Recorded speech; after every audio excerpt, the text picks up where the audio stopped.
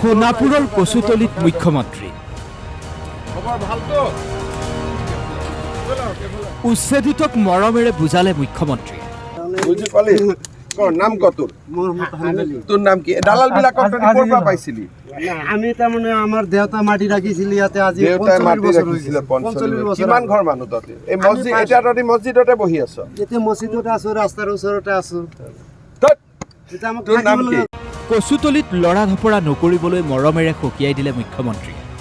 ঘূৰা-ঘূৰি কৰি নাথাকিবি কিমান আৰে সৰু লৰা যি কৰি মই কৰি আছো না তই লিষ্ট বনা কিন্তু এইবিলাক কৰি জোৰ পৰা আহিছ তাতে হ'ব এইখিনিত ঘূৰা-ঘূৰি কৰি নাথাকিবি পুলিচে ফাটাব না এয়া কচুতলিৰ আজিৰ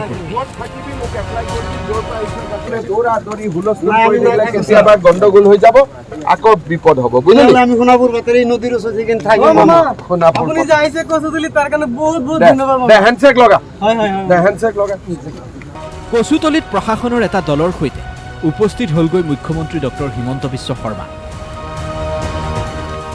কচুতলিৰ উচ্ছেদক লৈ ৰাজ্য তোলপাৰ হৈছে।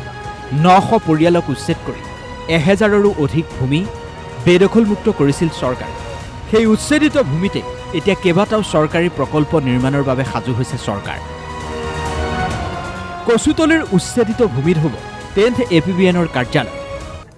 বুজি পালি নাম কত তোৰ নাম কি দালাল বিলাকক কৰবা পাইছিলি আমি তাৰমানে আমাৰ দেউতা মাটি ৰাখিছিল ইয়াতে আজি দেউতাই মাটি ৰাখিছিল ইয়াত আমি এটা পুলিচ বেটেলিয়ন কৰিম যাতে মাটিখিনি বাকী মাটিখিনি সংৰক্ষিত কৰিব পাৰে।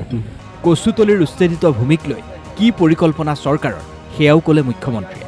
আমি সকলোৰে লগত আলোচনা কৰি অৱশিষ্ট মাটিখিনিও কেনেকৈ ভাল কামত মই এখন মেডিকেল কলেজৰো চিন্তা কৰিছিলোঁ ESICৰ লগত কিন্তু তেওঁলোকে পলাশবাৰীত কৰিব খুজিছে কিন্তু তেনেকুৱা জনদৰদী ৰাইজৰ লাভ হোৱা বোলে এখন ইউনিভাৰ্চিটি হ'ব পাৰে এখন মেডিকেল কলেজ হ'ব পাৰে যিখিনিয়ে সমূহ ৰাইজৰ লাভ কৰিব পাৰে লাহে লাহে তেনেকুৱা কিবা আমি আনিবৰ বাবে চেষ্টা কৰিব লাগিব। দালালক কঠোৰ সকিয়নি মুখ্যমন্ত্ৰী। NSAৰ অধীনত গ্ৰেপ্তাৰ হ'ব দালাল। আৰু ভূমিহীন জনজাতি লোক থাকিলে তেওঁলোকক আমি এলটমেণ্টটো দিব পাৰোঁ যদি কোনোবা ট্ৰাইবেল লেণ্ডলেছ ব্যক্তি আছে তেওঁলোকেও এলটমেণ্টটো ল'ব পাৰে কিন্তু মাটিখিনি আমি অকণমান ধুনীয়াকৈ সংৰক্ষণ কৰিম আৰু বেটেলিয়নটো আহিলে মাটিখিনি সংৰক্ষণ হৈ যাব। আমি আৰু 6 মাহৰ ভিতৰত ইয়াতে বেটেলিয়ন নিৰ্মাণৰ কামটো আৰম্ভ কৰিম আৰু 3 বছৰটো লাগিবই সম্পূৰ্ণ হওঁতে গতিকে সেইধৰণে চলি গৈ থাকিব। মুখ্যমন্ত্ৰীৰ মতে দালালেহে মানুহখিনিক মাতি আনে। ভূমিহীন ভাৰতীয় নাগৰিকক মাটি দিয়াত অসুবিধা নাই চৰকাৰৰ সেয়াও জনাই দিলে মুখ্যমন্ত্ৰীয়ে।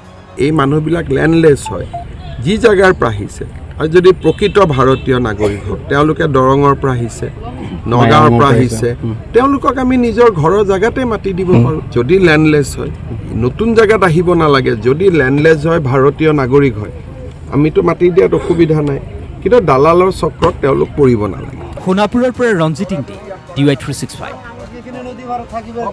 মই ডিচিক কৈ দিম কি কৰিব লাগে কিন্তু তহঁতি বেছি ইয়াতে দৌৰা-দৌৰি হুলস্থুল কৰি দিলে কেতিয়াবা গণ্ডগোল হৈ যাব আকৌ বিপদ হ'ব বুজিলি আমি সোণাপুৰ বাতৰি নদীৰ ওচৰত যেন থাকি সোণাপুৰ আপুনি যে আহিছে কচুতলি তাৰ কাৰণে